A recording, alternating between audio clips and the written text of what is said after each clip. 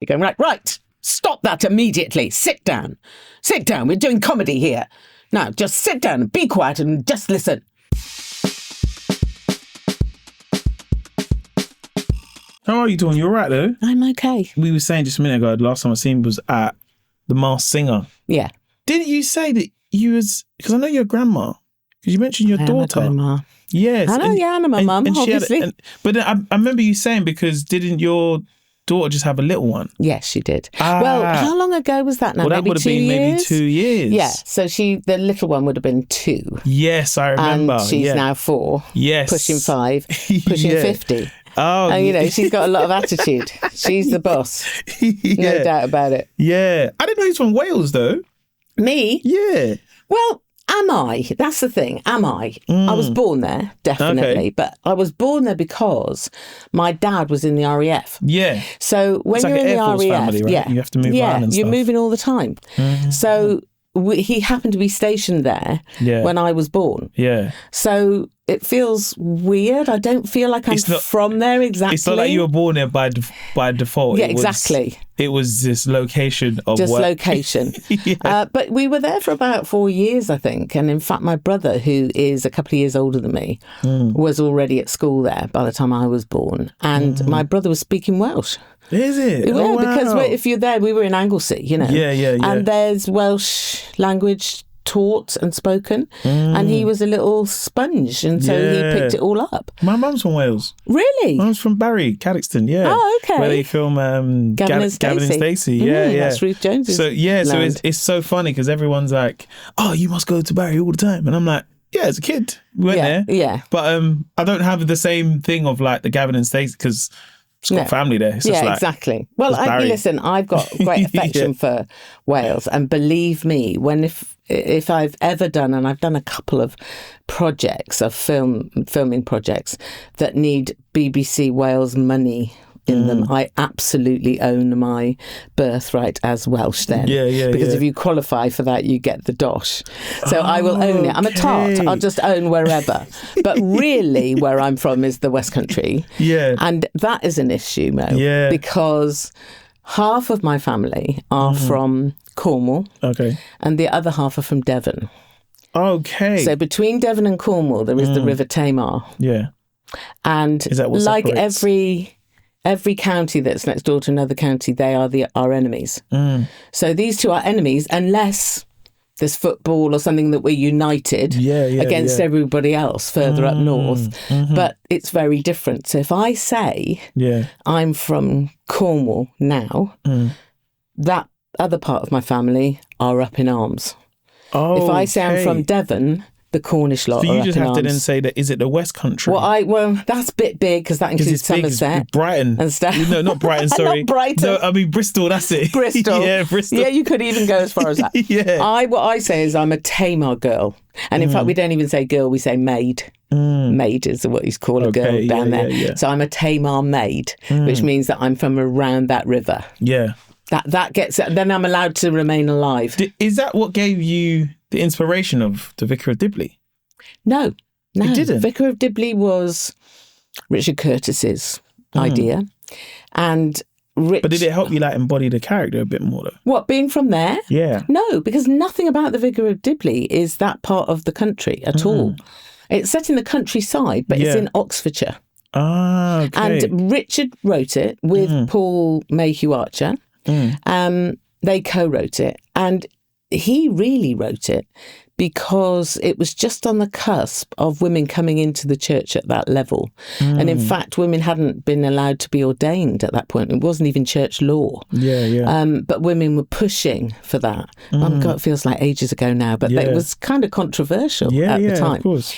And so, that was all kind of Oxfordshire area and Turville, where we did most of the filming, the outdoor filming. Yeah, has a great big windmill at the top of a hill on the outskirts of it, and that is where they filmed Chitty Chitty Bang Bang. Really? Yes. Oh, wow. That whole area, that village, was used for lots of filming in the sort of 60s film, and 70s. I found it so scary at the same time. It is really scary. When the child catch comes. Yeah. Yeah, I was like, oh, I don't like this bit, man. All the best films have scary things for children. Yeah, 100%. You're supposed to be scared as a kid. What's the other one? The Yellow Brick Road. What's it called? Wizard of Oz. Wizard of Oz. Yeah. Oh, that was so creepy, Weird. man. So with the flying monkeys. I was like, did somebody take a lot of drugs before they wrote some that of those film? films are so scary Flying as a monkeys, kid. I know. But I found that film so scary. But it's supposed to be. It felt so real. Like the cowardly lion looks very creepy. Yeah, because it looks like a person, but you're like, it does. It's not. Do you know what I mean? Yeah. Yellow Brick Road. But it's all about, it'll be all a metaphor, won't it? I don't even know what for finding goodness or for you're finding your courage, your heart, your brain. Yeah. When did you feel like you knew that like comedy is something that you really wanted to pursue? Because I know you met Jennifer in like the 70s and stuff. I did, yeah. And you went to drama school? We did. Went to drama school? We did. To be trained to be teachers. When did I know? I don't think I ever... Because was it consciously knew? But what I would say is that I was brought up in a family, very happy family, but in a family where there was 4 of us, me, my mum and dad and my brother. My brother's a couple of years older than me. And my dad and I were the sort of show-offs, if you like, do little impressions of people, make the other 2 laugh. My mum and my brother were the audience. Do you know what I mean? It's that little dynamic. Yeah. I'll get up and do a little funny voice. My dad would make me laugh. Everybody was having a laugh. But my mum is cigarette, cup of tea, watch, and laugh her head off at what was going on. And my brother, a bit shyer, whatever.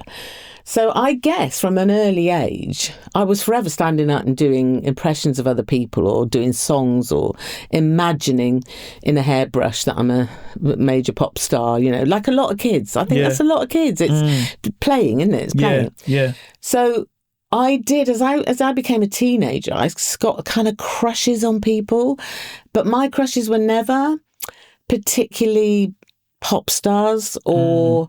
actors. It was always comedians. It was always Monty Python. Michael Palin I thought was just gorgeous, and the reason I thought it was gorgeous because he's funny, so funny has always been very attractive to me, more attractive than anything else.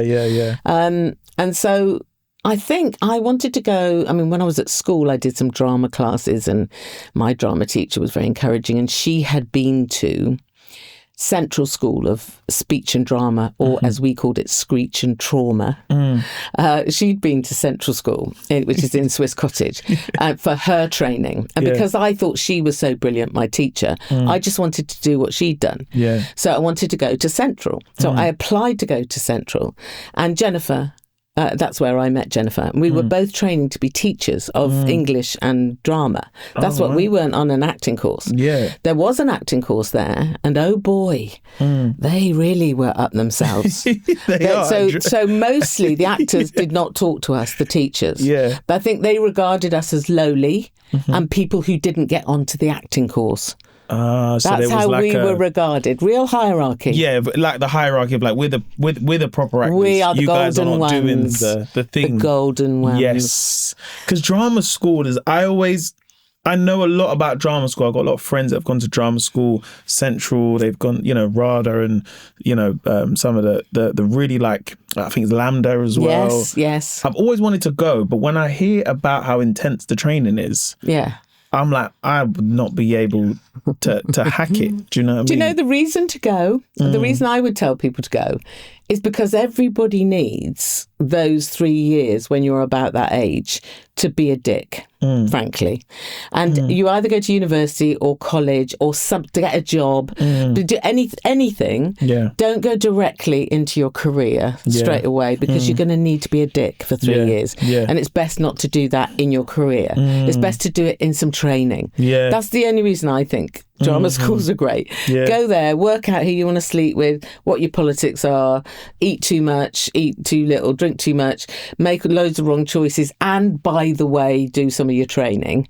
And then by the end of those 3 years, you'll know yourself much better. Those years, when you're 18 mostly, 19, 20, 21, you just give yourself a breather to be an idiot in that time. Because you do feel that like 19, 20, you're like, I've got the world set out.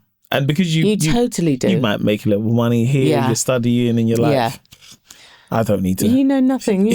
I still know nothing, and I knew much less then. Yeah. And you just do need time to work out. And I also think you need to leave home then. And when you first leave home, listen, I'm not boasting, but I sort of am. I'm the Chancellor at Falmouth University, right? So I watch a lot of young people go through university. Yeah. And I have learnt that university isn't just about the course that you take. It's about all this crap. Yeah. It's also about working out that when you get there, you're on the wrong course. The course you thought you wanted to do, I don't know, whatever it might be, Egyptian hieroglyphics. Yeah. That ain't you. That isn't what you wanted to do.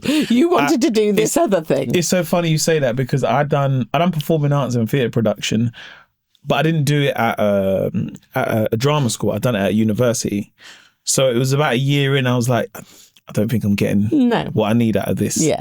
So once I started realising what was happening at drama school, I was like, I think I should have applied over there. Okay. Okay.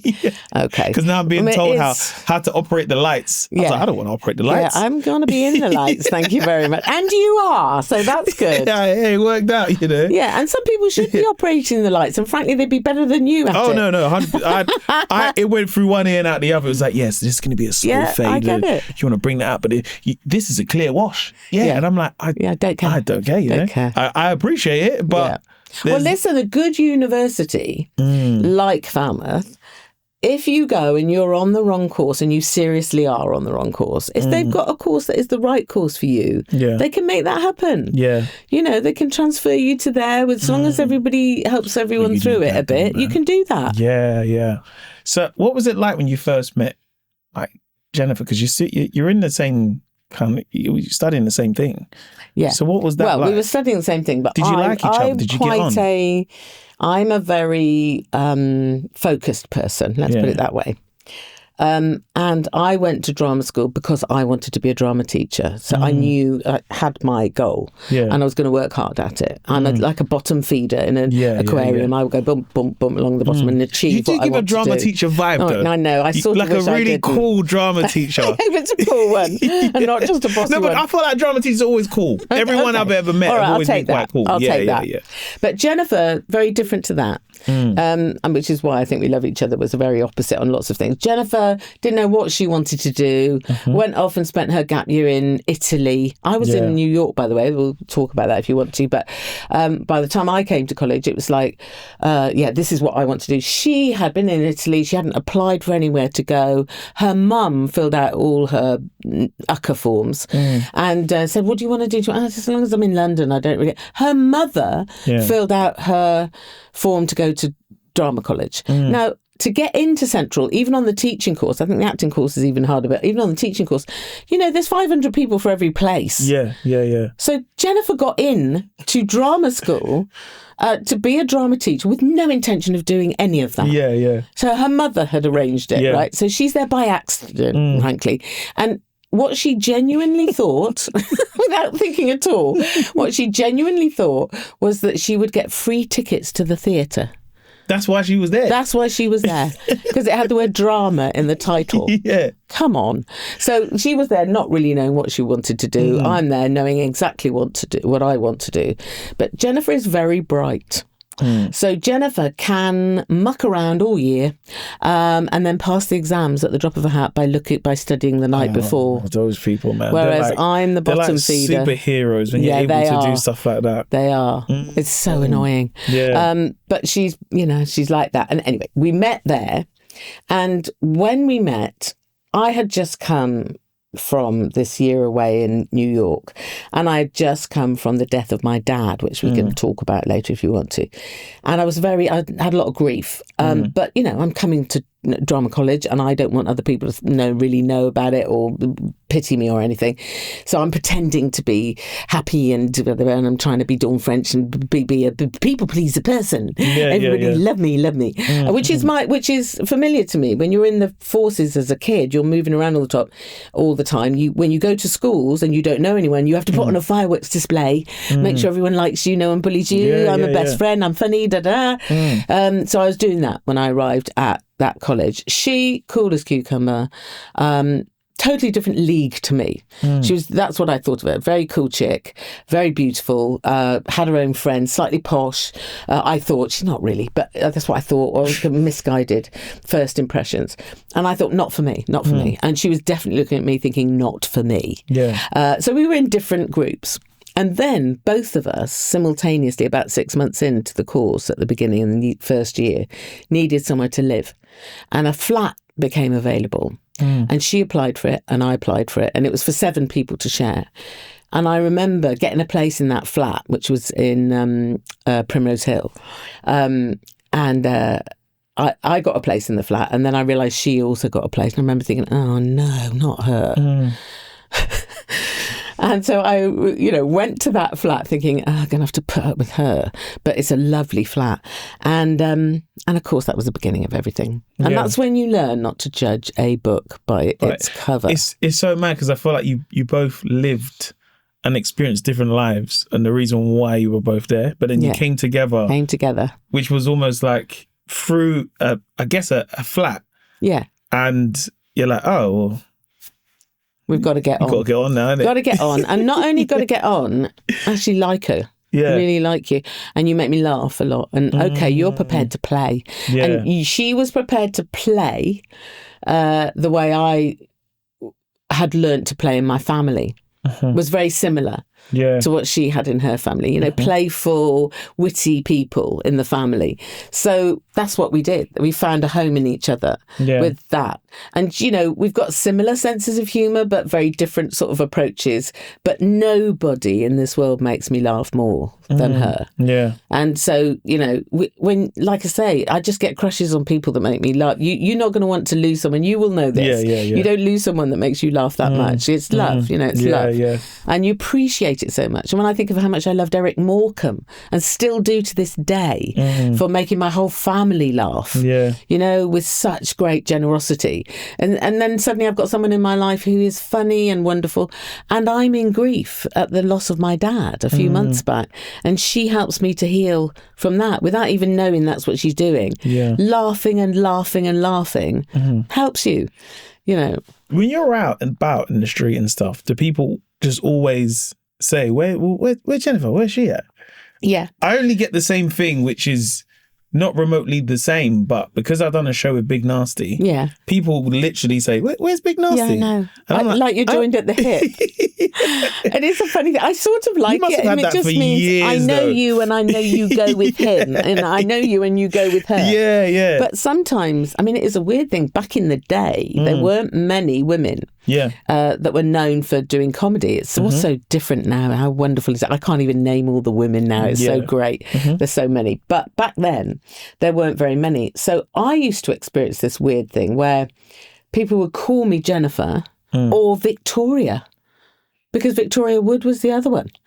Oh, really? So people literally call you the name of the other person. So not only would I get, where's Jennifer? Yeah. I'd just be called Jennifer.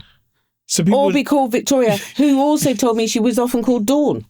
Because that was their reference. You're one of those women. And there's only 4 of them or 5 of them or whatever it was then. 5 that anyone knew well enough. So we're just all interchangeable. It's ridiculous. When you kind of started doing stand-up, right, and you're doing comedy and stuff, because, there was a show called The Comic Strip on Channel 4, like in the early 80s. Yeah. How revolutionary was it? Did it feel at the time? Did it feel like you knew something was happening, or did it feel like we're just having a laugh? Do you know what I mean? Yeah, I expect you will have had a similar experience to this, where you're not really looking at how it's considered by others. You're just living it. Yeah. You're inside it. And 100%. Everything that happened to us was almost an accident. Everything. So I get together with Jennifer in a friend. She's my friend. We make each other laugh. We're at college. They have the occasional cabaret. And of course, the actors mainly are the people that turn up for the cabaret because they're the big show-offs, right? Yeah.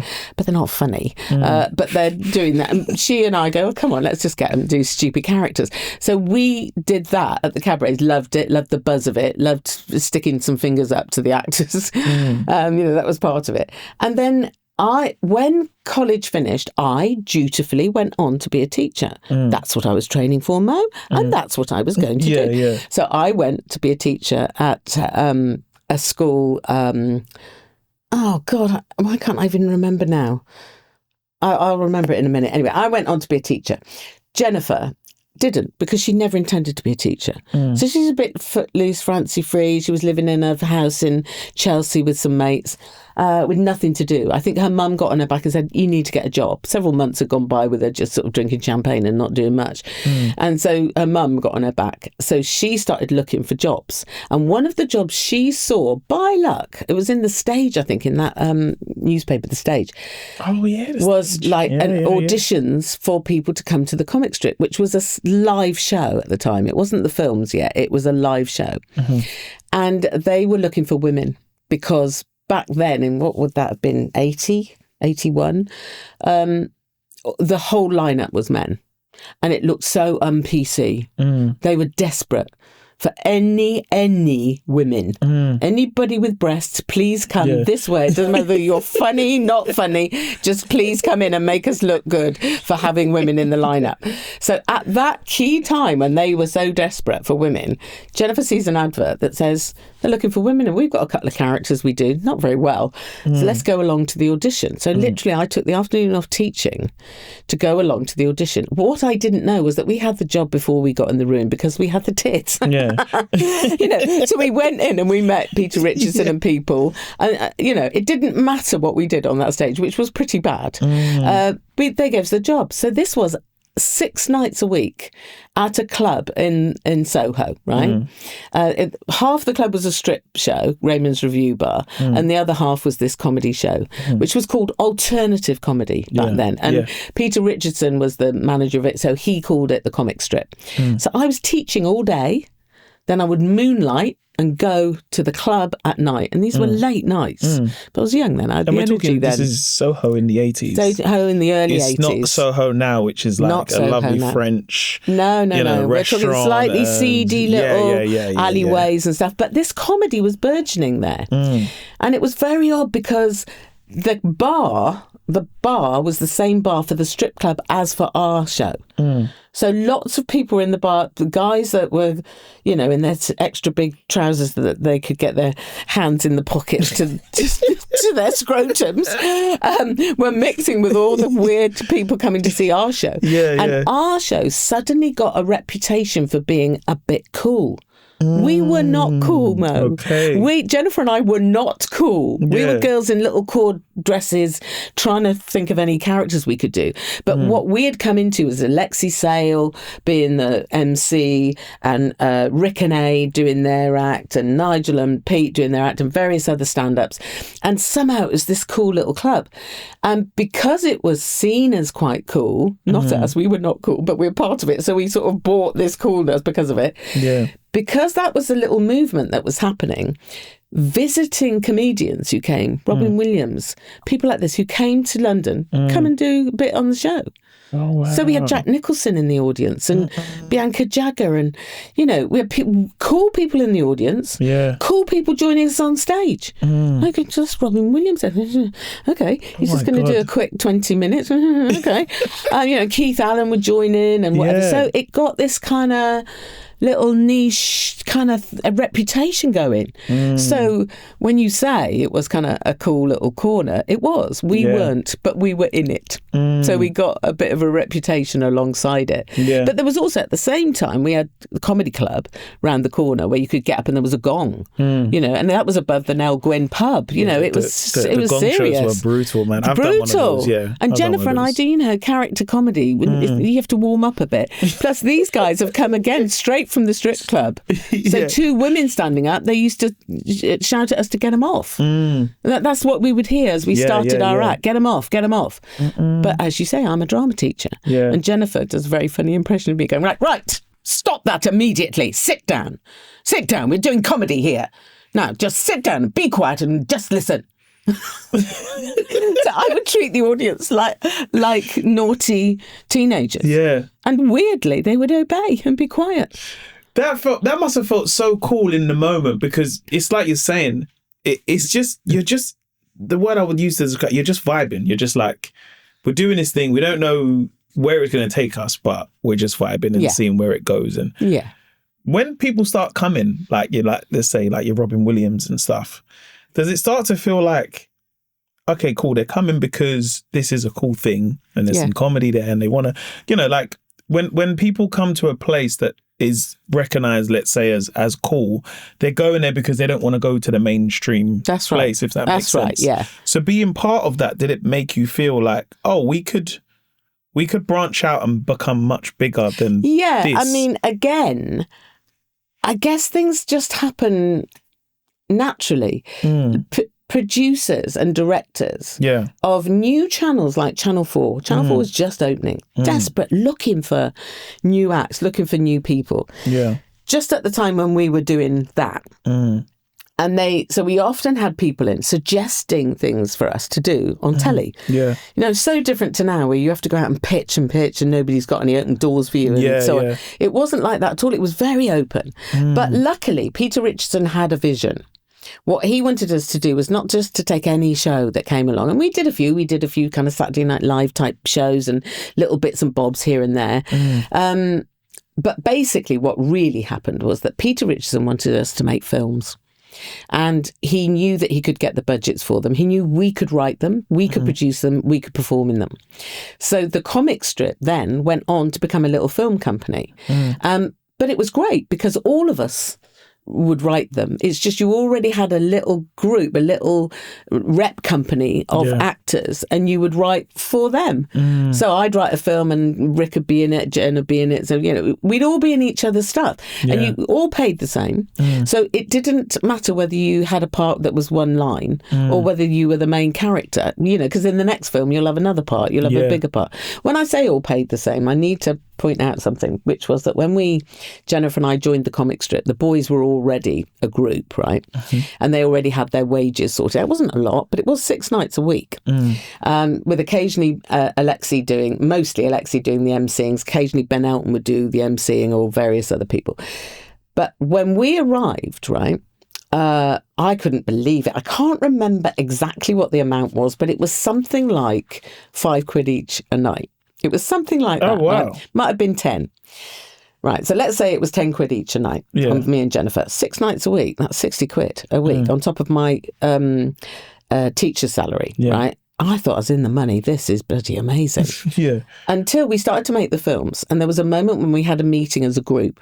And at that meeting, Rick Mayall said, and it totally shocked me, he said, I think it's about time the girls got paid the same as us. I had no idea we weren't paid the same as them. It's just because we'd come along later. And so... So how much were they making? I can't remember, but they would have been on something like £30 each a night. Yeah, okay. Do you see what I mean? But Rick was the one who had a moral conscience about that. And he called it to order and said, it's about time they did. And I went, what do you mean? I didn't know we weren't getting it. Okay, that's when we got... what do they call it? Favoured nations, where everyone gets the same. Whatever you do in the films, even if you're directing it, you're in it, whatever you do, small part, big part, we're all paid the same. And that made for a really strong group of people. Did that make you feel seen together though, as well? Yeah. Because, you one thing with comedy is that the laugh is the same. So whether it's big or small, it doesn't matter who's doing it. The laugh is the same. And believe me, if you work with someone like Robbie Coltrane came in and was part of our gang, some people can come in and steal the whole film with one line. Yeah. Some people have got those kind of chops. So, but it made us a group, who cared about each other, wrote for each other, learnt on the job. And we were like a little film industry at that time. I think, I can't remember exactly, but we did something like 47 films or something. Oh, wow. All these little tiny, all different genres, all different flavours, all different, with amazing directors who worked with us and stuff, you know, amazing other actors that came in. When I look back on it, I think, wow, that was a fertile time. We learned a lot then. And one of the things we learned, really strong, important things we learned, is to have some control over what you do. Because although Peter was taking some money from Channel 4 to make this, he insisted that we got in the edit, that we were the producers on it, that we had a say in everything. So from then on, when Jennifer and I went and did French and Saunders at the BBC, there wasn't a moment when we weren't going to be seeing the edit. When we weren't saying to the director, and you have to find the right director who's symbiotic with you, you know, you say to the director, well, we think it goes like this. We wrote it and we think it's this. Please don't put two isolated cameras on this one, because you're never going to quickly enough. She's talking, but it's my reaction that's funny at that moment. I'm talking, but her reaction is, but we need a wide shot on this. We would have monitors facing us on the floor. Oh, really? Yeah. And we'd say, no, please, Jeff Posner or Bob Spears or whoever it was, you know, seasoned TV producers. But they were kind and they understood, and we were trying to do something a bit different. And we said, no, please alter that. Do you mind alter? It was never an issue. There was never big standoff rows about it. But we learned you can have some power here. And actually, if you don't have that power over your comedy, you're lost. Because your comedy is never somebody else's taste. Especially because you know what makes the thing funny as well. You do. Especially when you write it, you're like, I know that if I say this line with this bit of a pause, it gets a big laugh. If I don't say it right, it can just be like, phew. Exactly. Nobody heard it. And someone else, and however beloved they are, so another director who hasn't written it, who isn't you, who hasn't performed it, might look at that and think, I can't see the joke there. What is the joke? And you go, no, you just must leave it with me. I remember Jennifer and I wrote a sketch once where we said to the director, bless him, Jeff Posner is a brilliant director. We said to him, look, A, this is going to be expensive because we want prosthetics, faces and bodies. B, doesn't look like there's many jokes on the page. Please just trust us. But it meant spending several £1,000s to have these prosthetics made for us to perform these two guys that we used to play that we called the Fat Men. And they were based on some guys who spent all their time in the pub that was near where we lived. And they will always place themselves near the toilets. These guys sit there with their pints. Great big guys sitting there, you know, guys who haven't seen their genitals for many, many years. Sitting by the thing, and they'd wink at you and flirt with you on the way to while you're on the way to the toilet, as if you were begging for it, as if you were attracted to them. Now, these were the two guys that Jennifer and I, and we said, we need to play these guys, but it meant, you know, a particular look on the face. It took hours to put it on. We had these big fat bodysuits that we'd wear, and basically once we were those guys, we would go in and do it, and it was all about slightly humping the furniture because they're overexcited, and flirting with all the guys and sort of molesting everybody, you know, and kind of very un-PC. And we'd go on the floor and we'd slightly goose all the girls and but they knew it's us. There's two women inside doing it, but being these horrible big huge men who think they're a catch. You know, it's just so sexist and awful.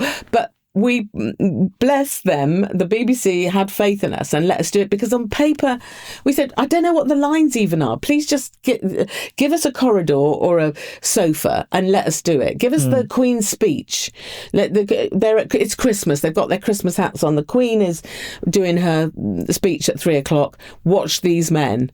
Just put the cameras on us and let us go. You know, so you're improvising a little bit. It's so interesting with comedy though, because as a writer, you write the thing hoping that someone gets it who's not from comedy.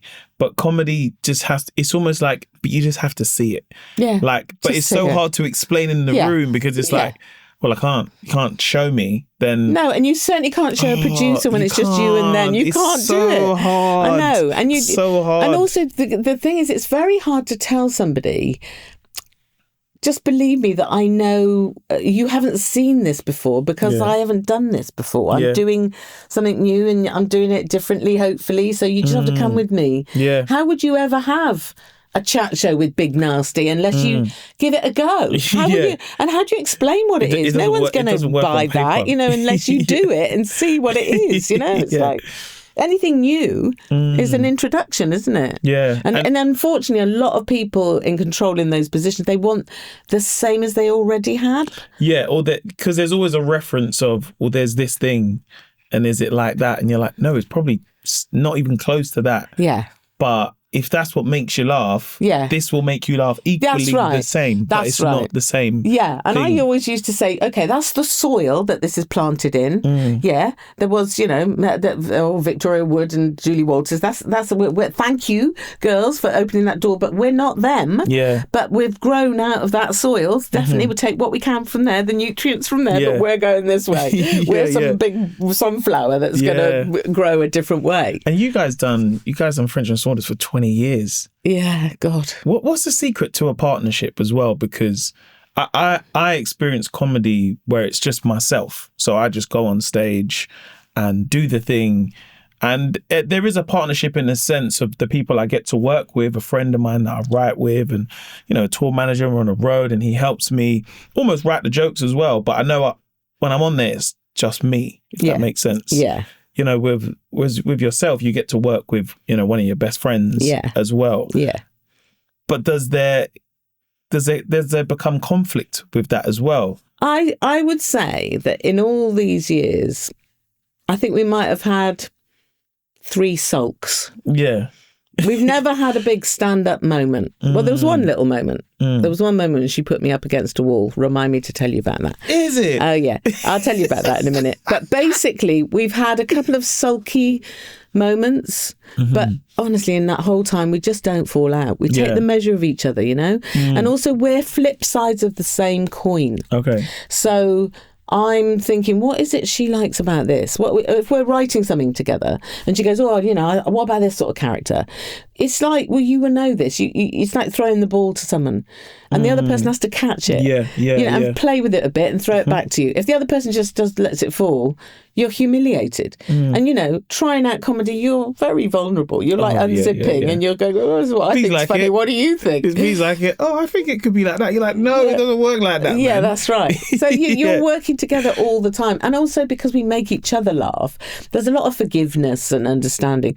And we worked alongside a lot of these men and they had huge rows often. They're very tempestuous. They made up very quickly too, but they threw pints of beer over each other. They stomped out. They had all these dramas. We didn't have that. Yeah. We were like, a bit cooler about it, and kind of because we wanted it to be okay. We didn't want the conflict, really. We want to, and I take the measure of her very quick. I know her. I read her. So if she doesn't want to do something, I'm not going to push it, because then the friendship's going to fall apart. She's the same with me. And what I can also tell is if she says, oh look, this is a good idea, and I think I don't think so, and if she goes, no, it really is, I think, okay, if it matters that much to you, let's give it a go and see. But look after each other. And if in the end we think it's not good, and who the real editors are, is the audience. And we did most of that stuff in front of a live audience. If they're not laughing, it's not working. But if they are, okay, we're fine. And you can never predict that. Now, the one time she had a go at me was because we've got very different attitudes, to lots of things in life, but one of the things we're different about, and I slightly envy her take on this, is I'm not great at awards and stuff. Early on in our career, I went to a few of these things. I went to them with Len when he was nominated for things, and I watched how it works, and I didn't like it. It just felt like a weird, I don't know how anybody judges actors, comedy, whatever. If you're a Hoover salesman, with the greatest of respect to Hoover salesmen, and you, Mo, have sold 2,000 Hoovers and I've sold 1,900 Hoovers, you're the winner. No one can doubt it. You've sold more Hoovers. But your comedy versus my comedy, who's to say? Yeah.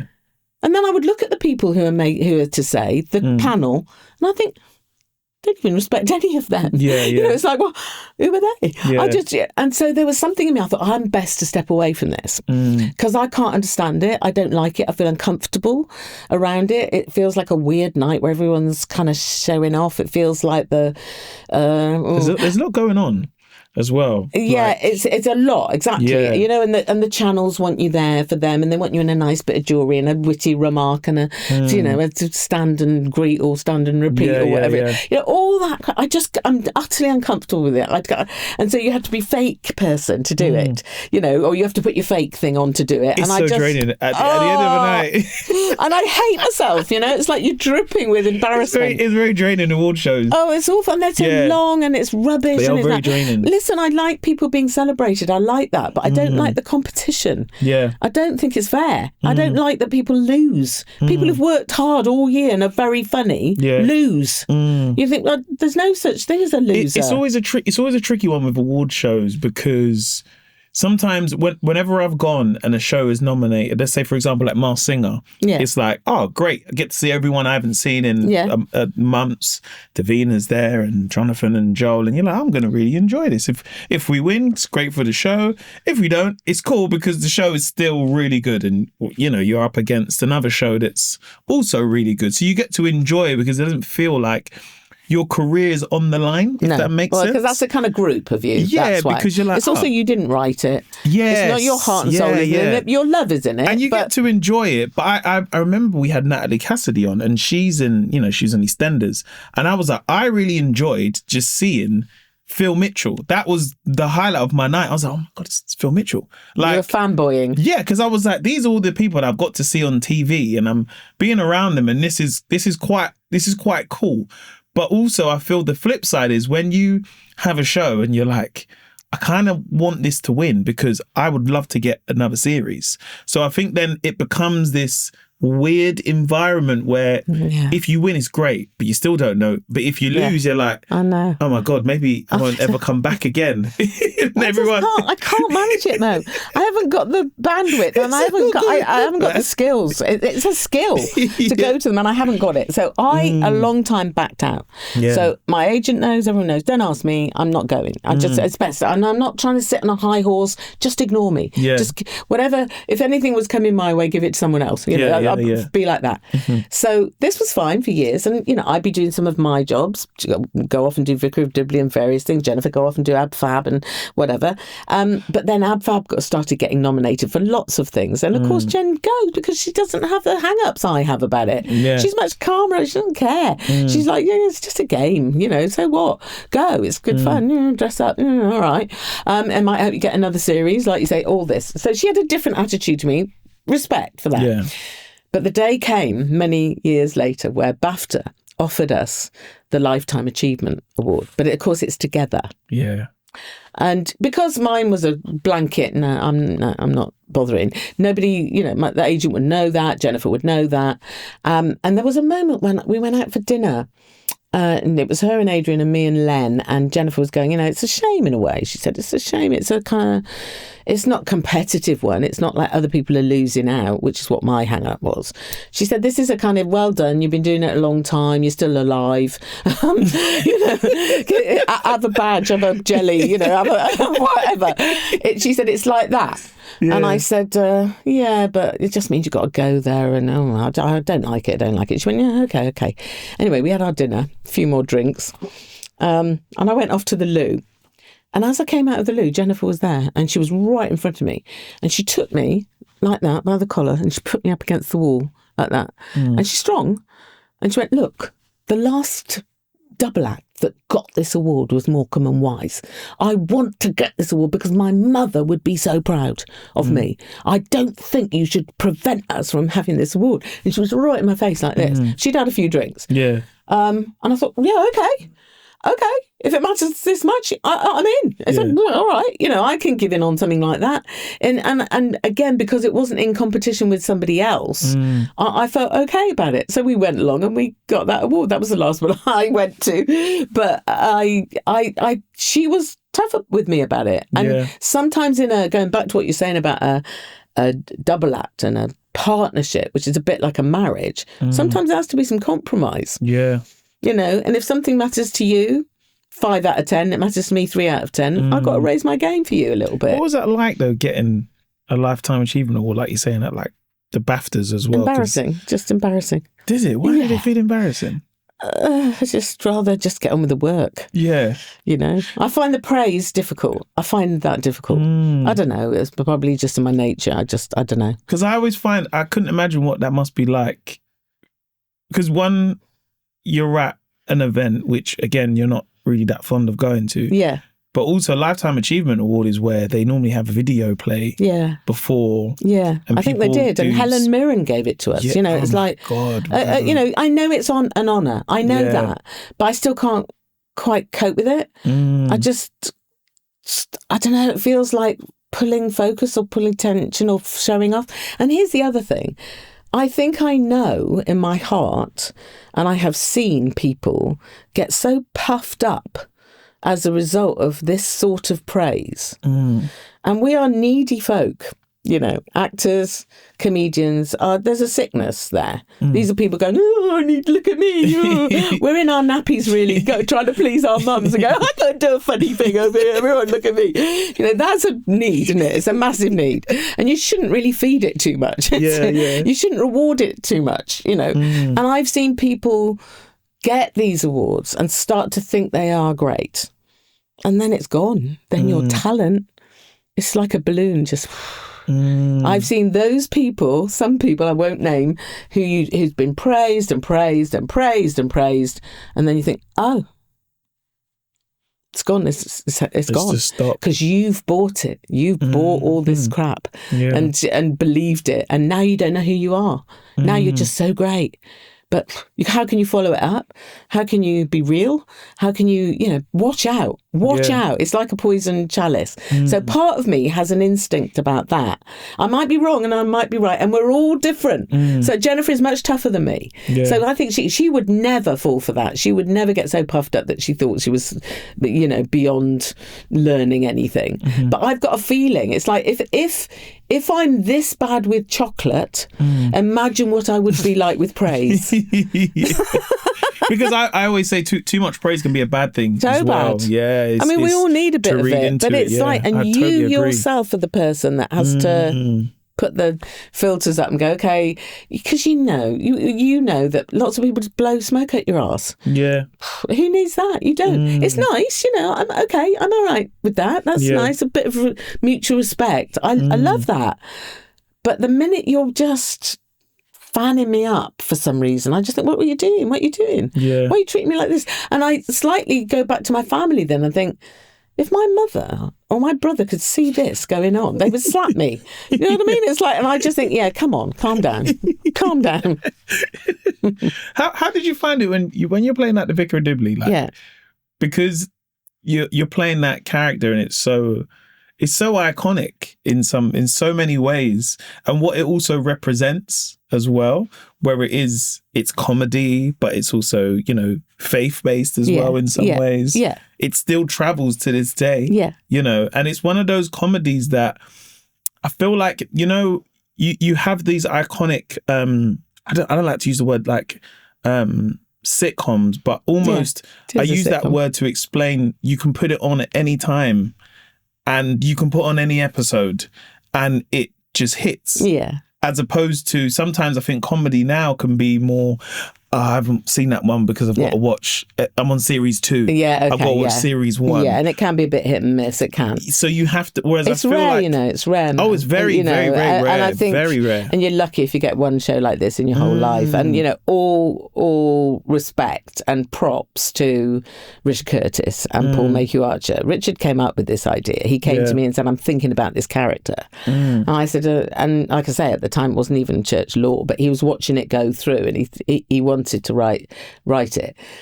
And really what he wanted to write was something a bit like Dad's Army. You know, he wanted to write a group of people that have to live together, however mad they are and however bonkers they are. It was so funny, they have to live together. It's so but funny. When he first said to me, you know, I want you to play the vicar, because there was the vicar and then there was Alice. These were the female part, and then the older lady. But I thought I'd rather play Alice. I know what her jokes are. You know, she's a bit of a simpleton, and she's like, you know, she's an innocent. I get those jokes. What's the jokes for the vicar? She's like at the centre of it. She's just a decent, good woman. Yeah. Is that funny? I don't know. It's funny enough. And I said all this to him. I said, I don't think that's the right character for me. And he went, well, okay. There's a whole list of people here who would love to play it. And he goes down the list of people who he's going to send it to next. Nothing like that to sober you up. Yeah. And I went, okay, well, maybe don't send it to those people just yet. But I did have a fear that it wouldn't be funny enough because I was playing someone so good, decent woman, honourable, trying to do the right thing. Where's the jokes in that? Most of the characters that I loved in comedy are like Basil Fawlty, like narcissists, show-offs, idiots, Alan Partridge, you know, the people who are fools. That's what I like to play. And she wasn't that, but I trusted him, and we jumped in together. It was like jumping in the deep end together. And I thought, oh, I see, she's the facilitator for this mad group, but she also has flaws. And I said to him, give her faults. She's a bit greedy, she's needy for some love, she gets things a bit wrong, but she tries her best. And she's in amongst people where your mouth is agog at how ridiculous they are. And the other thing that he is extremely clever at is that from the outside, the Vicar of Dibley looks like a lovely, yummy, kind of cosy, British, kind of put your cardigan on, safe little happy thing. That's what it looks like. In there is a character who is full on into bestiality. In there is a character who's just come back from Thailand, and he's having a lovely time with loads of ladyboys in Thailand. In there are people, you would never be able to get away with this if you didn't fool people into this, lull them into this lovely countryside, Arcadian, beautiful thing with a bow round it. And inside there, all this naughty stuff was going on. More irreverent, probably, than anything I ever did at the comic strip. Yeah. Which was full on, you know, edgy, we're here, we're political, we're left, we're, you know, whatever. This had a lot to say. Yeah. And we got into a lot of trouble with Vicar of Dibley. We did a whole episode about poverty, and we had armbands on to assign ourselves to that cause for Make Poverty History. BBC not ever supposed to align themselves to a cause, you know. But we pushed ahead with all of this stuff. We always did it for comic relief, always, and it raised a lot of. We had Johnny Depp on there, for goodness sake, for, you know, comic relief. It was political, and it was also normalising women at the centre of that faith in a way that is very clever. Yeah. So I meet a lot of female vicars now who say to me, I just get called Geraldine or Dawn all the time because of that character. And I go, sorry, you know, and they go, no, that was the bridge. That was the bridge. So some telly made a difference to how people normalised a character doing something important. How does that make you feel? Does that... Because it was lucky for me, Mo. I'm just playing it. Does it like warm your heart when you meet a vicar that says that? It does. That's huge. It does. And I do have people have said to me, you know, people will say to me, I'm with my dad in hospital. He's dying with cancer. All he wants to do is watch this programme because it's comforting and it makes him laugh. How can you not be delighted about that? Yeah. You know, my mum was ill and we watched this together. A family have watched it. I've introduced it to my little son. And, you know, he's in hospital. You know, people going through times of tribulation. It's a comfort. It's a comfort to return to something, you know, it's decent, you know, it's good, you know, it's funny. And during COVID, you know, people, they showed it endlessly on the BBC because there's no new telly being made. Hooray. Ka-ching. Money from misery.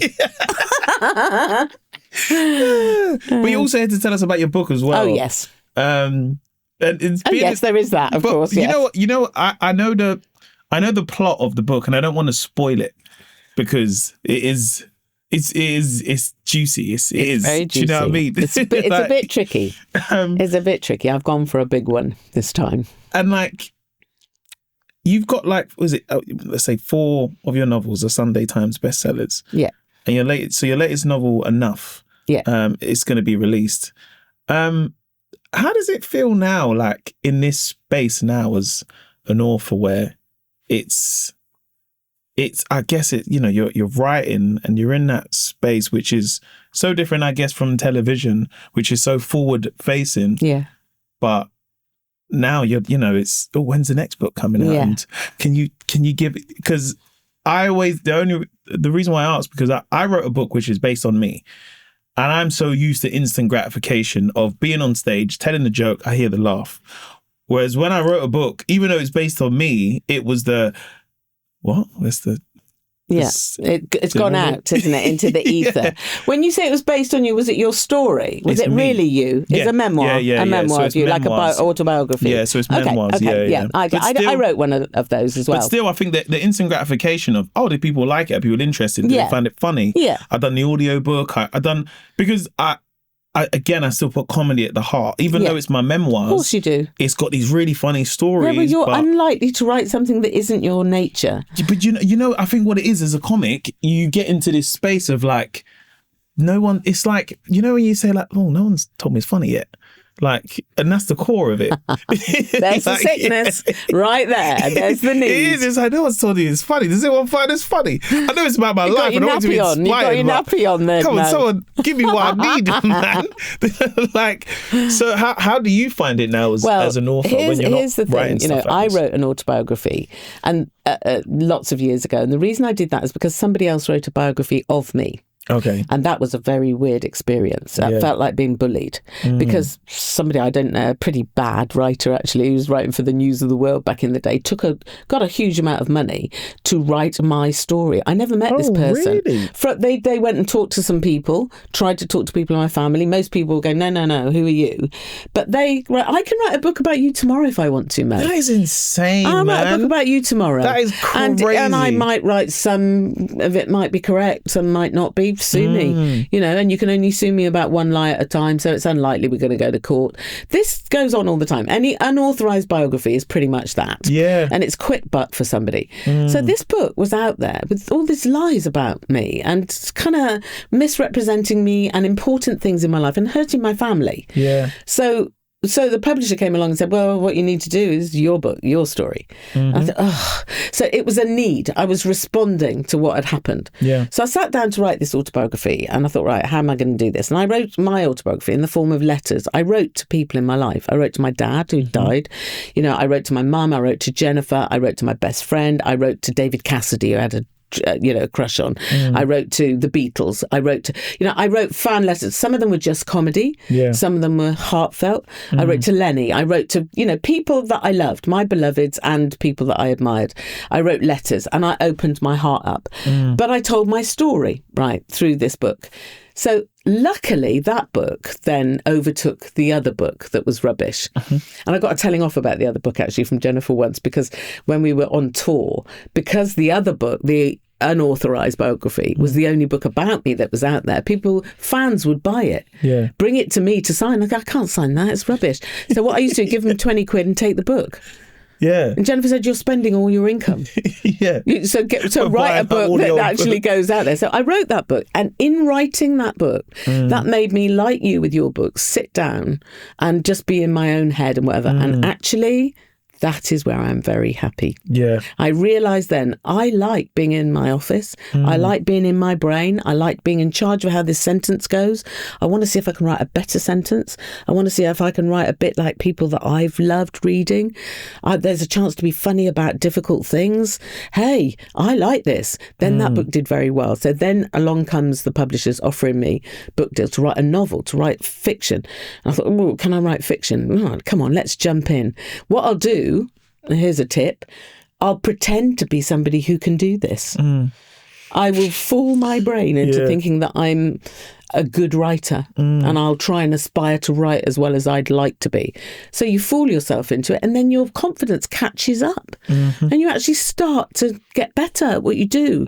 You might not be good yet, but you're getting better. So I wrote a novel, then I wrote another novel, and all the time I'm thinking, you know what our life is like on tour. Sometimes I go on tour for nearly 2 years and I'll go to Australia and New Zealand. I might have done 250 shows or whatever on my own on stage or with Jennifer, to sit quietly at home and literally be near my family, have coffee mid-morning with my husband, have a bit of lunch in my house, see my garden, and go back up and sit at my desk and be in my head alone with myself, making every single decision. Bliss. Yeah. Absolute bliss. But I can only do that for a few months. Then I've got to get up and do some showing off again. You know, so I like a bit of both of those. Yeah. That's the balance for me. Yeah. That is the balance. So as the novels have gone on, I've got a bit braver. And this novel, I thought, okay, I'm gonna go for the really big one now. I'm gonna tackle stuff. I always give myself a challenge to try and be funny about difficult stuff. Yeah. And listen, I'm 68 now. What am I going to lose? You know, it might be a bit embarrassing if I don't get it right, but I'd rather try. You know what I mean? Yeah, 100%. So, you know, when I was 19, my dad took his life. This was a huge, awful thing in our family. A grenade went off and I went into major grief. And you know, my dad was 45. He was young. He was a wonderful, happy, lovely man. But he had these depressions, like the black dogs that they call it, that would come occasionally. And it was just very, very difficult to deal with this terrible thing that happened. As I've got older, I've come to understand what was going on for my dad. There's mental ill health that was going on. Most of the time, my dad was, as I say, happy man, but he was in the grip of this terrible thing. And it was back in the day when nobody was doing therapy and talking, you know, and it was shame around it and all that crap that goes with it. It was sinful and illegal and all of that. So my dad sunk under that. As time has gone on, I've gone through all the grief and all the stages of grief, and I've come all the way back round to forgiveness, understanding. Okay, I get it. I'm not going to let my dad's life be in vain. So I'm not going to take any crap about suicide. I'm not going to be ashamed of it. It's not going to be some nasty little secret. I'm going to go, why does this happen? Why do people make these choices? What is it? Yeah. So I understand what happened to my dad and others. I understand why people might make this choice if they are in hell mentally or physically. I understand that.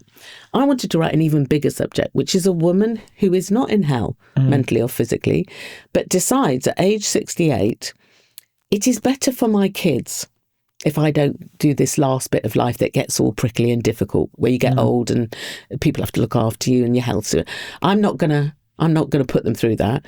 So I'll tidy everything up nice and neat and I'm off. Yeah. So she gathers her family together at the beginning of the day and she says, I love you all very much, but I'm off. And they go, well, what are you talking about? And she goes, yeah, it's you'll be fine. It'll be fine. And instead of doing this without you knowing and you finding a suicide note, I'm giving you a day. I'm going to do it tonight, but you've got a whole day to ask me any questions. I'll answer anything. And this is a woman who's thought about it and decided, right? So rather annoyingly casual about it. Yeah. It's definitely going to happen. She knows the method. She knows what she's going to do. And of course, the family just go, well, what are you talking about? What's happened? Are you okay? Are you ill? Are you ill? And the whole rest of the book is the family's arguments to her about why she should not do this. And there are several things going on. First of all, a woman has made a decision. And when a woman makes a decision, climbing off that is a big deal. Pride, failure, you know, all of this stuff. If you decided, you've decided. But they have to find the cracks in her decision, in the doubt, and get in there and persuade their mum that life is still worth it, and that who does your life belong to, actually? We all think it belongs to us, but actually when you have kids, they have a right to you as well. So I'm trying to write about the morals of what is right or wrong to do. And when I started to write the book, I honestly didn't know what she would do at the end. And I thought, let me see. I'm going to, you know, I enjoy improvising and going into characters' brains. I'll be her, and I'm going to be every single one of these kids, her kids, persuading her. And then I'm going to see if I can persuade Dawn and Etta, the main character, to not do this. Yeah. But I didn't know if it would happen. Right till the last few pages, I didn't know whether she would or she wouldn't. So the book has this sort of tension of, is she going to, isn't she going to? And all of this takes place in 24 hours, right? But inside it, because I thought you need to know this woman, you need to know her past, I've written what I call slices, which is little flashbacks to bits of her life, one from each decade. she's 7 and she's in a garden and she's looking at her parents who think she's a ninja and she's hiding. I write that little. So you see, meet little 7-year-old Etta. Then you meet 13-year-old having her first kiss with a boy in a park, and the excitement of that and how amazing it is when a boy comes over and kisses you and you never speak, but it's just delightful. It's like I write that. Then I write about her going into the sea and thinking that she can surf and getting caught under a wave and thinking that she's going to die. So it's very visceral kind of experiences. I write about her trip to Barcelona and the joy she has when she goes to these amazing architectural places. So Etta. You meet the people that she's had children with.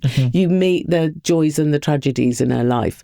But you don't know what she's going to do. But you hear people saying. So what I really have tried to do, Mo, and I will be so happy if I've even achieved a 10th of what I set out to do, is write a life-affirming book about end of life.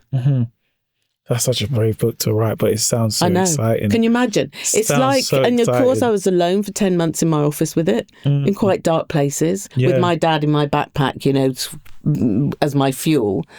And, I could hear my dad's voice, don't be ashamed of this, write it as strong as you like, go there, go there. And so I had all that time alone with it, and now have had the baby, and I'm giving my baby to other people when it gets published, which is what I've written it so people can read it. That's the whole point. But honestly, it's terrifying because you think, please don't say my baby's ugly. Like it, please. Please like my baby. Yeah. But you open yourself to it, and I just have to be a big girl and take the knocks if they come. This is a difficult. I've asked the publishers to publish it this time of year because I'm normally published near Christmas as part of Christmas sort of gifting. If your mum likes French and Saunders, this is a nice thing. But this isn't quite right for Christmas, this book. Because it's a bit of a heavy read, but it's got lots of fun in it. Believe me, it's got lots of fun. Because I can't do anything without some joy in it. You've got to bring your... And honestly, when the heavier the subject, the better the laughs. It's like gallows humour, isn't it? It's true, because I feel like that you're going to get so many people that connect with it, that have gone through that stage, but also people that are going to read the book and again, they're like, oh, like this is something quite dark, but there's a lot of humour in it as well. And I feel like that brings out sometimes a bigger laugh because you're like, oh, we can laugh at this even though it's a bit dark, but okay, cool. Absolutely, you can. And there are big laughs all the way along, and there's characters and who they are. And there's a vicar in there, you'll see. There's all kinds of things Dawn, in there. Honestly, thank you so much for coming on. My pleasure. Honestly, you're such a legend in so many ways. But I remember when I got to meet you at Mars Singer for the first time, and we were sitting next to each other, and I was like, right, man, you're just like proper vibey, man. Like we can have it. Like I don't smoke, but if I did, I feel like if we smoked, we have some fun stories. We would. I think you and I sitting there hoping that the microphones weren't on. We talked about some very deep stuff that day. We certainly did. Yeah. And I keep that. It's like if people tell me stuff that is their private stuff, I will share my private stuff in the knowledge that is zipped up. But you know that person a little bit. That's, And I guess and especially at that time when you're doing this big glossy show and stuff, but I was like, right, Dawn is proper vibey, man. Like I don't smoke, but all like a drink, I don't know, but I just want to say thank you, one, for coming on the pod, but also the gift of laughter that you give to everybody. How you've impacted so many lives through humour, through stand-up, through television, through books. It goes very far, and to have someone like yourself on my pod is a big deal for me. I'm not going to pretend like it's not. That's fantastic. No, I promise you, like this is a big deal for me. Like, listen, and under the skin, we're all the same. And the